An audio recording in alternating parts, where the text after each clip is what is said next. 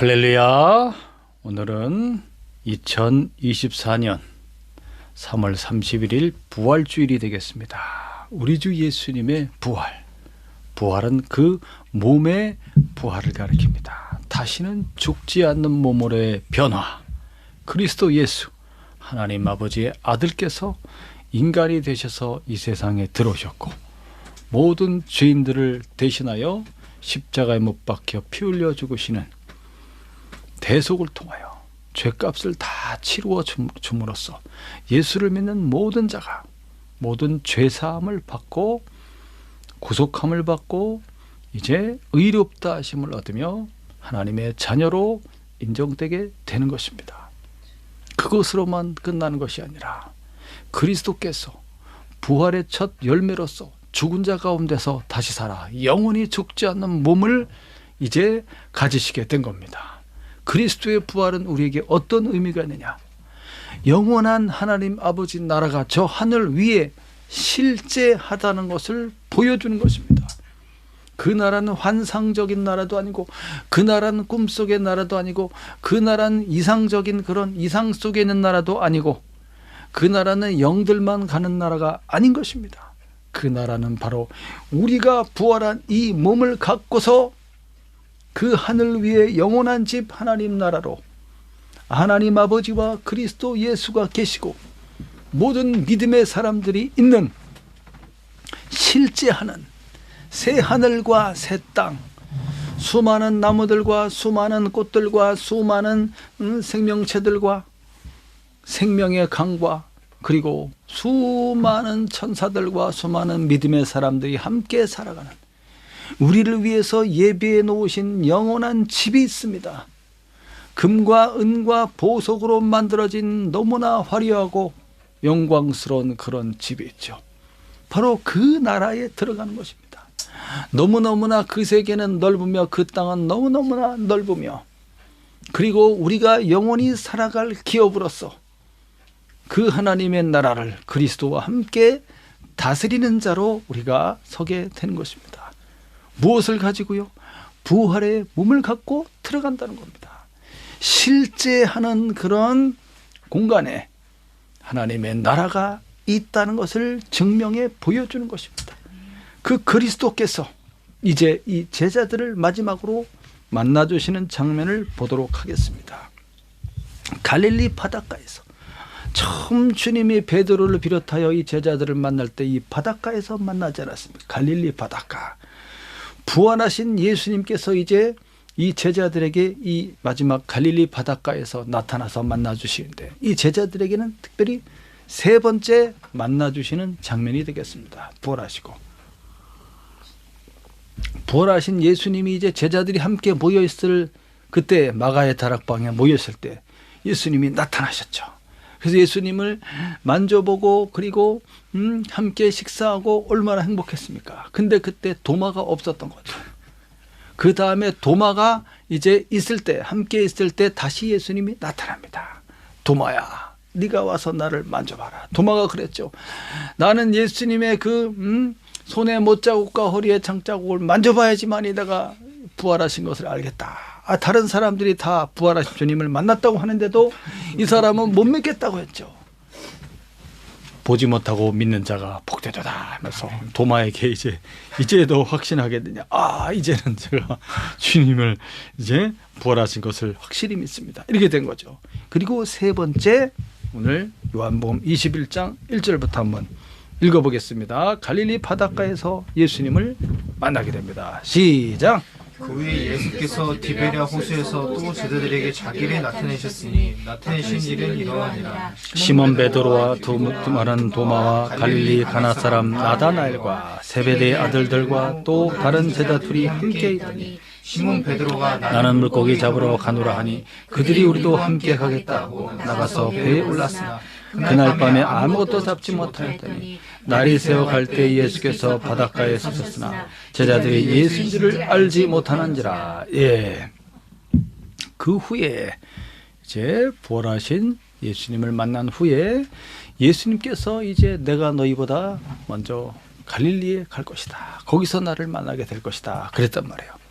그래서 그 말씀이 생각나서 이제 갈릴리 바다, 여기 디베랴 호수라고 나왔죠. 갈릴리 바다에서 이제 예수님을 만나게 되는 장면이 되겠습니다. 그래서 제자들이 거기서 이제 시몬 베드로, 디두모라 하는 도마 여기 있죠. 도마, 갈릴리 가나 사람 나다나엘 아시죠? 나다나엘에게 이제 예수님이 이 사람이 참 의롭다, 선하다 이렇게 칭찬하는 장면이 있었죠. 이 나다나엘은 바로 바돌로메와 동일한 인물로 보고 있습니다. 예수님의 제자입니다. 세베대의 아들들 야고보와 요한이 되겠죠. 그리고 또 다른 제자 둘이 함께 더 있었다. 이 사람들이 이제 먼저 갈릴리 바닷가에 왔고, 그래서 여기 왔을 때 무엇이 생각났을까요? 처음 주님을 만났을 때 그 장면이 생각나지 않겠습니까? 그날도 베드로와 안드레, 야고보, 요한 이런 친구들이 이제 밤새도록 물고기를 잡았는데 한 마리도 잡지 못했다. 그래서 바닷가에서 그물을 씻고 있을 때 예수님을 이제 만나게 되죠. 예수님이 어디 가서 그물을 내려? 깊은 데로 가서 그물을 내려봐라. 말씀에 순종해서 내렸을 때 많은 물고기를 잡게 되죠. 그러면서 베드로가 주님 앞에 엎드리게 되고, 너는 이와 같이 사람을 낚는 어부가 될 것이다, 이런 메시지를 받지 않았습니까?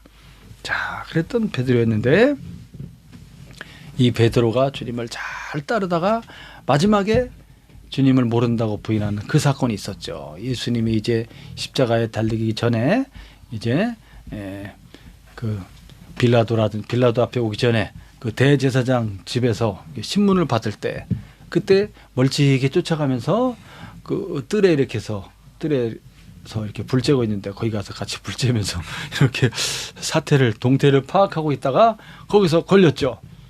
이 베드로가 예수님을 따르는 제자인 걸 알아본 종이, 당신도 그 제자가 아니냐 그러니까 모른다 하고, 또 이렇게 세 차례나 또 어떤 사람들에게 물어보니까 나는 저 예수란 자를 모른다 하고 부인하게 되죠. 예수님이 미리 말했지 않습니까? 닭이 울기 전에 너는 나를 3번 부인할 것이다. 3번 부인하고 나니까 닭이 꼿꼿해 하고 우는 거죠. 그래서 이 베드로가 가슴을 치면서 아이고 내가 어찌 이렇게 했는가 하면서 통곡하며 나가게 되는 그 장면이 있었죠. 어쨌든 그리고서 이제 부활하신 주님을 만나고 마지막에 갈릴리 바닷가에 오게 된 겁니다. 그런 생각들이 쫙 이렇게 오버랩되면서 생각이 겹치면서 쫙 바다를 보니까 이야, 옛날 생각이 나면서 물고기 잡으러 나는 가야겠다 그랬더니 이 친구들이 같이 따라간 거죠. 그래서 또 열심히 그물질을 했지만 잡았어요, 못 잡았어요? 밤새도록 했는데 이날 밤도 어떻게 된 게 아무것도 못 잡았습니다. 이렇게 아무것도 못 잡았을 때 주님이 나타나는 겁니다. 주님이 나타나요. 날이 새어갈 때 보니까 바닷가에 누가 서 계신데 예수님이야. 부활하신 주님이 거기에 탁 미리 와 계셨어요. 예수님이 미리 와 계셨어. 근데 예수님인지를 알아보지를 못했습니다. 그 다음 5절부터 또 읽어보겠습니다. 시작. 예수께서 이르시되 얘들아 너에게 고기가 있느냐 대답하되옵나이다. 그물을 배 오른편에 던지라. 그래야면 잡으리라 하시니 이에 던졌더니 물고기가 많아 그물을 둘 수 없더라. 예수께서 사랑하시는 그 제자 베드로에게 이르시되 주님이시라 하니 시몬 베드로가 벗고 있다가 주님이라는 말을 듣고 겉옷을 두른 후에 바다로 뛰어내리더라. 다른 제자들은 육지에서 거리가 불과 한 50칸쯤 되므로 작은 배를 타고 물고기를 든 그물을 끌고 와서 육지에 올라보니 숯불이 있는데 그 위에 생선이 놓였고 떡도 있더라.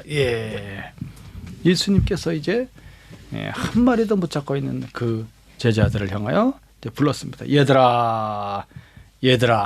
이 말은 여보시게 젊은이들 이런 뜻이 되겠습니다. 여보시게 물고기 좀 잡았어?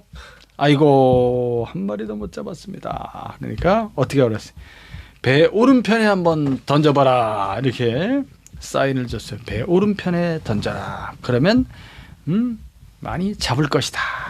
이 말을 듣고 이제 한번 해봤죠. 오른편에 던져보시오. 야, 저 사람이 아주 물고기에 대해서 잘 아시는 분인가? 그래서 오른편에 딱 던졌더니 어때요? 던지자마자 그냥 물고기가 확 그냥 그물 속으로 다 빨려 들어간 거지. 이야, 그 순간에 물고기가 그냥 다 모여 있었던 거예요. 촥 던지자 엄청난 많은 물고기가 잡히게 됩니다. 이야, 그물을 들 수가 없을 정도로. 왜 예수님은 이렇게 한 마리도 못 잡고 있을 때 꼭 나타나셔갖고 많이 잡게 주실까요? 그 무슨 뜻일까요? 앞으로 이렇게 이 사람들은 물고기를 잡는 어부였지만 이제는 그 직책이 신분이 바뀌게 되는 것입니다. 그리스도의 제자 사도로서 이제 성령의 충만함을 받고 이제 복음의 증인으로서, 복음의 증인은 무엇입니까? 하나님 아버지가 그 아들 예수를 보냈고 예수 그리스도가 곧 메시아 그리스도이시며 그분이 모든 죄사함을 주시기 위해서 십자가에 못 박혀 피 흘려 죽으시는 대속의 사역을 하셨고 이루어내셨고 마침내 제3일에 부활하심으로써 그가 하나님의 아들이신 것이 만방에 드러나게 되었다는 것이죠. 그리스도의 죽으심과 그리스도의 부활하심을 전하는 것이 바로 복음의 전도입니다. 그것을 이제 베드로와 이 모든 제자들이 하게 되는 것이죠. 그러므로써 많은 사람들이 예수를 믿게 되고 구원을 받게 되는 그러한 놀라운 일이 앞으로 일어날 것이다 라는 사인으로서 지금 물고기를 많이 잡게 하는 거예요. 물고기를 많이 잡아서 그냥 수산업을 갖다가 번창시켜서 수산물 센터를 만들어서 생선을 그냥 막 대기업적으로 막 팔고 막 그냥 수출을 하고 막 이런 어마어마한 수산업의 부자가 되게 하시려고 하는 것이 아니야. 이게 이 쌓이는 복음의 증인으로서 이들이 얼마나 용기 있고 믿음을 가지고 나아가느냐. 그 얼마나 큰 핍박의 시대에 예수님도 십자가에 못 박아 죽였던 그 무리들 대제사장들을 비롯하여 이 공회원들, 이 바리새인들, 서기관들이 얼마나 예수 믿는 사람들을 핍박하겠습니까? 예수님도 잡아 죽였는데 제자들은 못 잡아 죽이겠습니까? 그렇기 때문에 그러한 핍박이 있음에도 불구하고 오늘 그리스도 예수의 복음은 이 제자들을 통해서 널리 온 세상 만방에 퍼지게 되는 것입니다. 전파가 되게 되는 것입니다. 그러한 놀라운 역사가 이 제자들을 통해서 일어날 것이다라는 사인을 보여주고 있는 것입니다. 많은 물고기를 잡았다. 이때 예수님이시다, 주님이시다라고 알아본 사람이 누구였어요? 바로 사도 요한입니다. 사도 요한. 이 요한복음을 쓰고 있는 이 사도 요한이에요. 사도 요한은 항상 예수님 이렇게 품에 있었다고 돼 있잖아요. 주님의 사랑받는 그 제자. 이 제자가 탁 주님이시다 그랬더니 베드로가 그 말을 듣고 어떻게 했어요? 우통을 벗고 있다가 막 옷을 챙겨주면서 주님이시라고 어쩐지 그때도 그물을 던지라고 그랬는데 그때는 깊은 데로 가라 그랬는데 이번에는 오른편에 던지라 그랬고 어쩐지 많이 잡히는 거 보니까 혹시나 했는데 역시나 주님이시구나 해서 막 겉옷을 두르고서 그냥 바다로 뛰어내려 버렸어. 역시 베드로는 성격이 급해요. 먼저 가서 주님을 그냥 만나보려고 막 불에 뛰어들어서 여기 뭐라고 그랬습니까? 50칸쯤 된다. 이제 불과 거리가 50칸이면 한 90m. 야, 90m인데도 꽤 되는데 그런데도 막 뛰어내려서 막 수영을 해갖고 막 해서 막 역시 베드로는 뱃사람이었어. 대단한 뱃사람이야. 막 뛰어들어 막 수영해서 오고 다른 친구들은 이제 작은 배에다 해서 막 그 그물이 너무나 많이 잡혀갖고 찢어질까 막 끌고서 이렇게 오고 있고 베드로는 막 수영해서 오고 그래서 주님을 만나러 뛰어오는 것입니다. 얼마나 기쁠까요? 부활하신 주님이 이제 또 나타나신 것, 또 찾아오신 것이지. 마지막 메시지를 주기 위해서 주님이 또 오시는 거예요. 그래서 주님이 뭐라고 하셨습니까? 9절에 보니까 숯불에다가 생선과 떡 굽고 있었지 그거를. 왜? 이 제자들을 주려고. 밤새도록 한 마리 못 잡았잖아요. 그래서 아침 먹이려고. 이런 분이 예수님이에요. 예수님.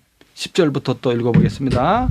시작. 예수께서 이르시되 지금 잡은 생선을 좀 가져오라 하시니 시몬 베드로가 올라가서 그물을 육지에 끌어올리니 가득히 찬 그 큰 물고기가 153마리라 이같이 많으나 그물이 찢어지지 아니하였더라. 예수께서 이르시되 와서 조반을 먹으라 하시니 제자들이 주님이신 줄을 아는 고로 당신이 누구냐 감히 묻는 자가 없더라. 예수께서 가셔서 떡을 가져다가 그들에게 주시고 생선도 그와 같이 하시니라. 이것은 예수께서 죽은 자 가운데서 살아나신 후에 세 번째로 제자들에게 나타나신 것이라. 예, 세 번째 나타난 거라고 그랬죠. 잡은 생선을 가져와라. 그래서 베드로가 이제 그물을 육지로 끌어올려서 가득 찬 물고기 얼마나 많아. 근데 그물이 안 찢어졌다고 그래. 안 찢어졌다. 한 마리도 도망가지 않고 안 찢어졌다. 그래서 복음을 전해서 많은 사람들을 주님께로 이끌어온다는 거지. 한 마리도 도망가지 못하도록 주님께로 이끌어온다. 아, 이거 언제 셌더니만은 153마리. 153마리. 모나미 볼펜에 보면은 거기에 153이라고 써져 있는데 그게 이거 아니냐 이거지 이거. 어쨌든 이렇게 많은 물고기를 잡았고, 야, 예수님께서 그들에게 아침 식사를 준비해 주시는 거예요.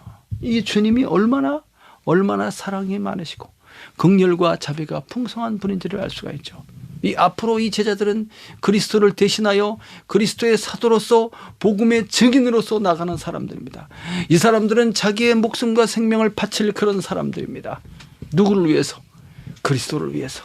이 사람들이 복음의 증인으로서 자기의 목숨 바쳐서 그렇게 충성스럽게 복음을 전하다가 이제 어떤 사람들은 순교를 당하고 어떤 사람들은 그냥 고난 속에서 얼마나 큰 고난을 받고 이런 것들을 주님이 다 예견하여 보고 있는 것입니다. 야, 마지막까지 주님께서는 사랑과 정성으로 아침밥을 해서 미리 와서 준비해가지고, 야, 이 얼마나 아름다운 장면입니까? 그 예수님이 누구예요? 만물의 창조자이시고 아버지 하나님과 함께 계시는 영원하신 하나님의 아들이시고 그분이 우리를 대속하신 십자가에 피 흘려 죽으신 바로 그 예수님이시고 제3일에 부활하셔서 그 영광스러운 몸을 가지신 예수님께서 지금 부활의 몸을 가지신 예수님, 하늘 위에 하나님 아버지 보좌 우편에 앉아 계셔야 될 그분이 지금 여기에 지금 제자들과 함께 계시는 겁니다. 이제 조금 있으면 이제 예수님이 올라가셔요. 올라가시면 이제 마지막 심판의 날 예수님이 임하시게 되죠. 이제 마지막이야. 이제 주님을 보려면 이제 나중에 봐야 돼요. 자, 그런 마지막 순간에 예수님께서는 밥을 해서 이렇게 아침밥을 해서 준다는 것은 무슨 뜻이에요? 아침밥을 해서 탁 준다는 거 너무너무나 사랑하는 거지. 사랑하는 자녀들을 위해서 막 아침 먹고 가 하면서 막 엄마가 일찍 일어나서 막 준비해 주는 것처럼 이 한 사람 한 사람들을 사랑하는 그런 모습을 볼 수가 있습니다. 여기서 이제 함께 식사를 하는 거지. 고기 잡은 생선 갖고 오너라.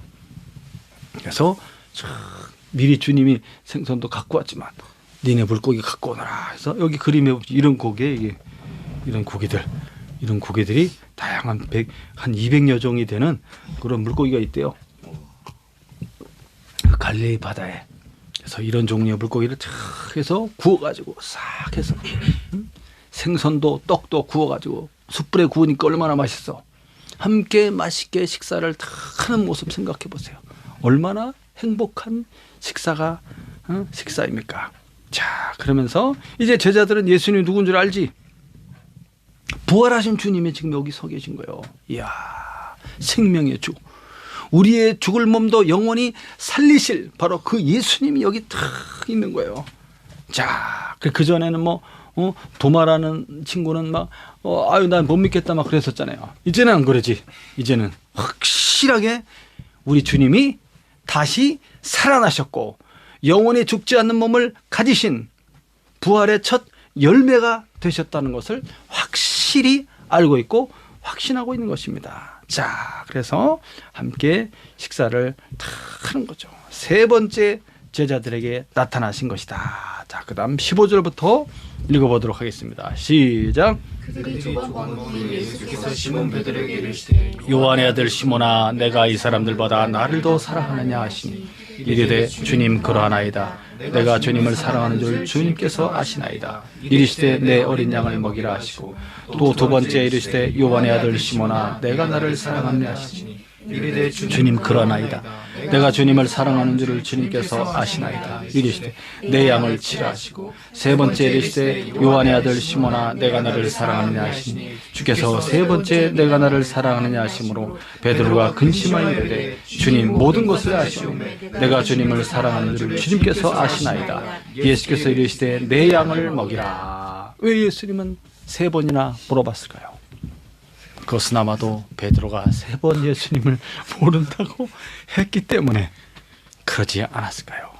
그가 얼마나 주님을 사랑하는 줄 주께서 이미 알고 계심에도 불구하고 세 번씩이나 또 물어보는 것입니다.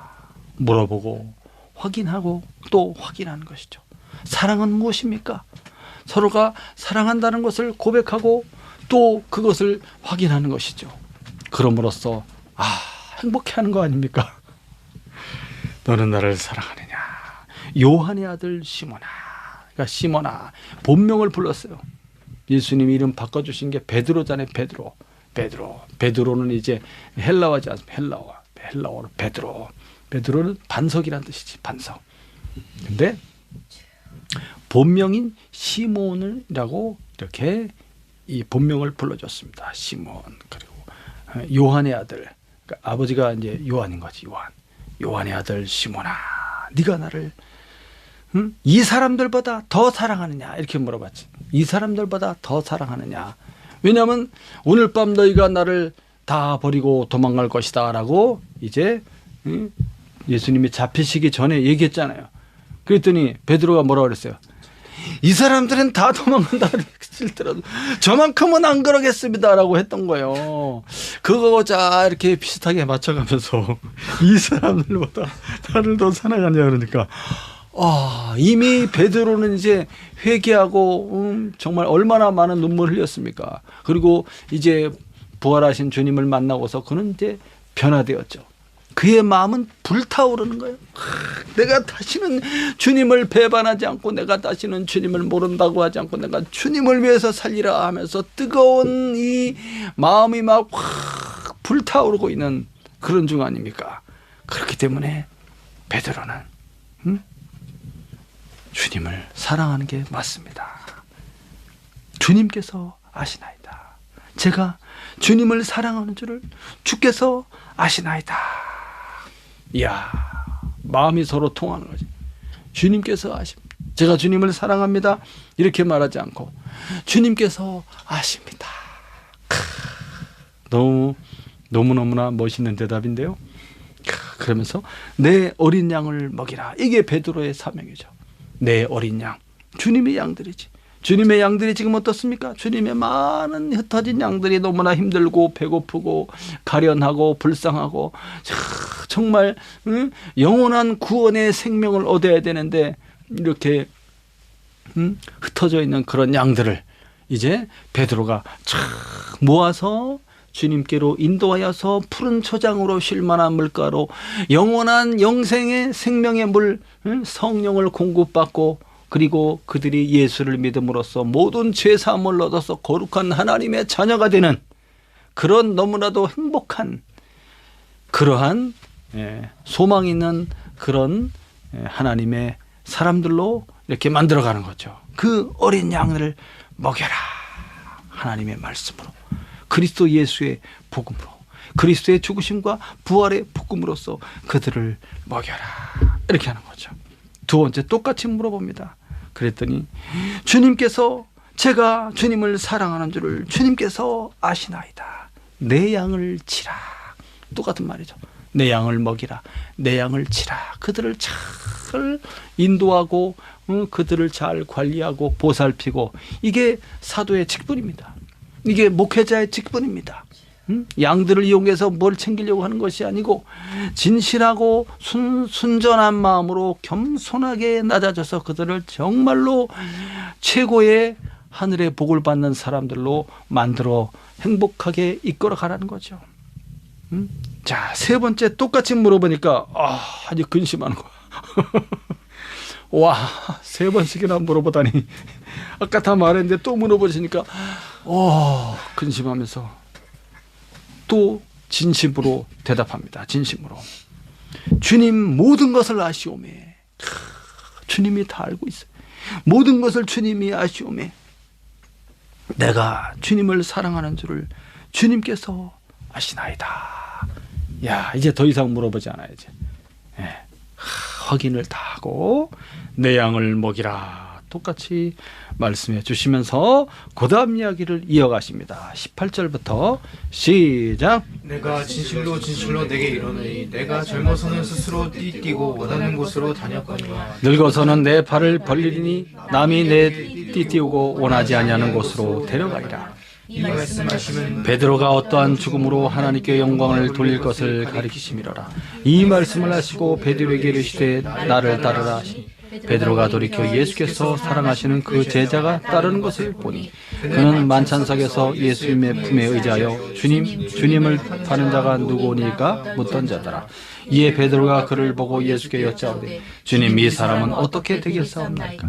예수께서 이르시되 내가 올 때까지 그를 머물게 하고자 할지라도 내게 무슨 상관이냐? 너는 나를 따르라 하시더라. 이 베드로의 앞으로 이제 미래에 대해서 예수님이 미리 알려주시는 겁니다. 네가 젊어서는 스스로 띠뛰고 네가 원하는 것으로 갔지만은 이제 늙어서는 이제는 너는 내 팔을 벌리리니 남이 어떤 사람들이 너를 띠를 띄우고 네가 원하지 않는 곳으로 데려갈 것이다. 이런 아주 심각한 그런 예언을 해줬습니다. 이 말씀은 베드로가 어떤 죽음을 당하게 된다, 순교를 당하게 된다. 그럼으로써 하나님께 영광을 돌리게 될 것을 말하는 것이다라는 거예요. 이게 베드로가 이 말을 들은 베드로는 어땠을까요? 이야, 내가 이제 장차 나이 들어서 이제 그동안 주님을 위해서 복음을 전하다가 마지막 순간에 내가 어느 날 순교를 당하겠구나, 죽게 되겠구나 하는 것을 이제 탁 느끼는 거죠. 야, 실제로 베드로는 이제 갈라디아 지역, 본도, 갈라디아, 갑바도기아 비롯하여 소아시아 지역에 복음을 쫙 전하고 그리고 이제 어디로 넘어가냐면 로마까지 갔다고 돼 있어요. 로마에서 이제 순교를 당하게 되었다고 이렇게 알려지고 있습니다. 어떤 이제 전승에 의하면 이렇게 십자가에 거꾸로 매달려서 죽었다라는 이야기도 있습니다. 이렇게 어떤 죽음을 당할 것이다 하면서 주님이 베드로에게 뭐라고 그래요? 나를 따르라 이렇게 말하죠. 나를 따르라. 베드로야, 나를 따르라. 야, 강한 메시지를 주고 있습니다. 너는 어떠한 상황이 닥칠지라도 그리스도의 증인으로서 끝까지 나를 따르라. 나와 함께 가자. 내가 너와 함께 할 것이다. 너는 나의 증인이 될 것이다. 처음 만날 때 그 말씀처럼 사람을 낚는 어부가 되리라. 내가 너를 사람을 낚는 어부가 되게 할 것이다. 너는 나를 따르라. 같이 가는데 옆에 보니까 그 사랑하는 그 제자 요한입니다. 요한이 함께 가는 것을 보면서 이제 저 사람은 어떻게 되겠습니까? 하고 궁금해서 물어봐. 야, 이제 나는 죽을 것인데 쟤는 어떻게 되겠습니까? 이 사도 요한과 베드로의 관계는 동업자 관계라고 나와 있어요. 동업자 같은 그 갈릴리 바다 거기 가버나움 그쪽에서 함께 사는 사람들이에요. 함께 이렇게 물고기 잡던 사람들이지. 쟤는 어떻게 되겠습니까? 그랬더니 무슨 상관이냐? 무슨 상관이냐? 너는 나를 따라라. 신경 쓰지 말고 그 사람을 그대로 살게 하든지 죽게 하든지 관계없다. 너는 나를 따라라. 아, 예. 실수했습니다. 그 다음 23절부터 시작. 이 말씀이 형제들에게 나가서 그 제자는 죽지 아니하겠다 하였으나 예수의 말씀은 그가 죽지 않겠다 하신 것이 아니라 내가 올 때까지 그를 머물게 하고자 할지라도 내게 무슨 상관이냐 하신 것이라. 이 일들을 증언하고 이 일들을 기록한 제자가 이 사람이라. 우리는 그의 증언이 참된 줄 아노라. 예수께서 행하신 일이 이 외에도 많으니 만일 낱낱이 기록한다면 이 세상에서 이 기록된 책을 두기에 부족할 줄 아노라. 예, 이 사람은 바로 사도 요한입니다. 그래서 사람 형제들이 이제 이 말을 듣고서 그 사람은 안 죽는데 그게 아니에요. 그게 아니고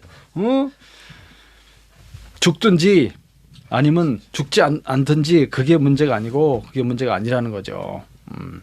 자, 그래서 결국 이제 사도 요한도 이제 복음의 증인으로서 그 소아시아 지역의 그 일곱 교회들을 쫙 이렇게 사도 요한이 거기서 물론 바울과 그 사역이 겹쳐요. 사도 바울과 베드로의 사역과 사도 요한의 사역들이 그 소아시아 지역에서 좀 겹칩니다. 그렇지만 이제 사도 요한은 아주 90세가 넘게까지 살았다고 되어 있어요. 사도 요한이.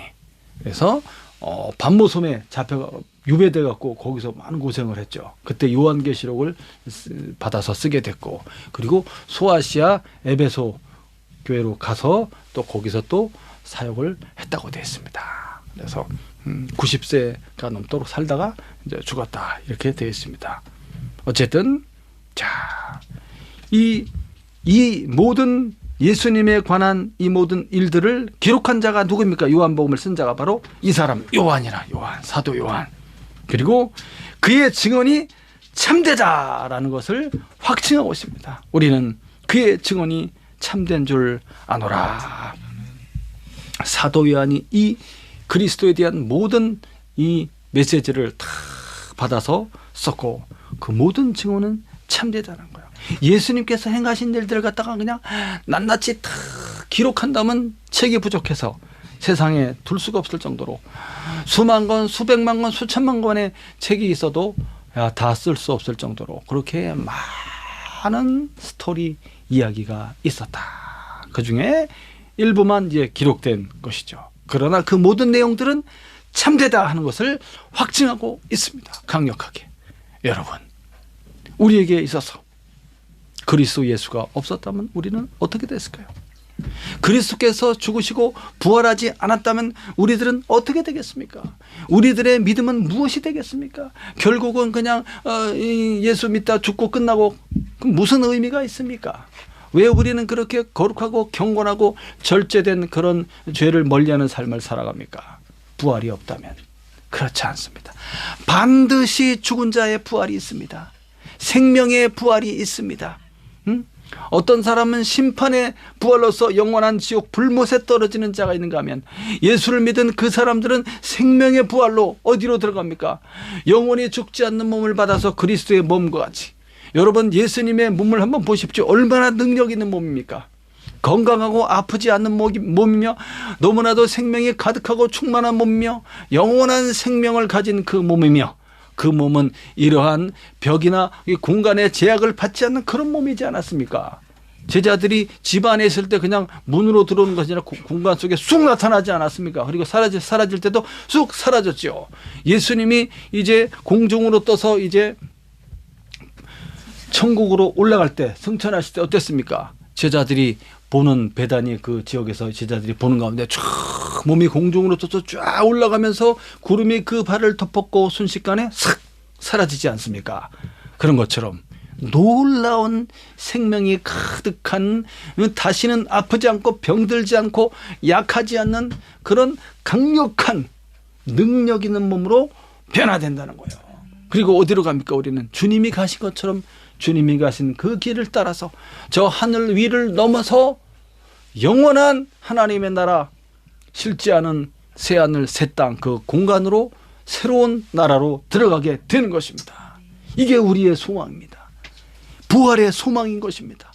예수를 믿는 자가 영원한 천국에 들어가는, 그럼으로써 그리스도와 함께 영원한 하나님의 나라를 영원토록 다스리는 그런 왕 같은 존재로서 영원한 기업을 상속받아서 그 나라에서 무한한 영광 가운데 하나님이 주시는 아버지를 다 만나 뵙고 모든 믿음의 사람들을 거기서 다 만나는 거예요. 야, 거기 갔더니 성경에 나왔던 그 믿음의 신실한 사람들이 다 있는 거죠. 아브라함과 비롯해서 사라와 야곱과 뭐 이삭과 막 다 있고, 먼저 가신 믿음의 조상들이 다 있고, 우리 아버지도 거기 계시고, 우리 할아버지도 거기 계시고, 우리 할머니도 거기 계시고, 우리 믿음의 선조들이 거기 다 있는 거예요. 다 만나는 거예요, 거기서. 할렐루야. 아멘. 얼마나 기쁠까요? 천국은 영원한 행복과 기쁨이 가득한 곳이며 하나님 아버지와 믿음의 모든 형제들이 함께 식사하는 영원히 행복하게 행복을 누리는 곳입니다. 먹는 것이 얼마나 즐겁고 행복한 것입니까? 건강하고 함께 먹고 마시며 즐거워하고 그 나라를 다스려가는 행복한 그런 천국이 우리 앞에 놓여 있다는 사실을 한시도 잊지 마시고, 그러한 믿음으로 오늘 이 땅에 살아가는 동안 무엇을 위해서 우리는 살 것인가? 그리스도와 복음을 위해서 죄를 멀리하고 거룩한 삶을 살아가며 하나님 아버지가 계시고 하나님의 아들 예수 그리스도가 계시며 그리스도가 부어주시는 성령을 받음으로써 예수를 믿고 모든 죄사함을 얻으며 거룩한 하나님의 자녀가 되어서 남은 인생을 아낌없이 주는 삶을 살아가는 것이죠. 서로 사랑하고 용서하고 나누어주고 고난받는 사람들을 위해서 기도하고 그들을 위해서 예수의 복음을 전해주고 죄를 멀리하고 거룩한 삶을 살아가는 그런 경건한 삶을 살아가는 그런 정말 정결한 삶을 살아가는 이유가 예수 그리스도를 통하여 영원한 구원과 영원한 부활이 있다는 것, 영원한 천국이 있다는 것을 믿기 때문이며 그 천국이 실제하다는 것을 확신하기 때문입니다. 그런 믿음으로 살아가는 행복한 날들이 되시기를 예수님의 이름으로 축원합니다. 기도하겠습니다.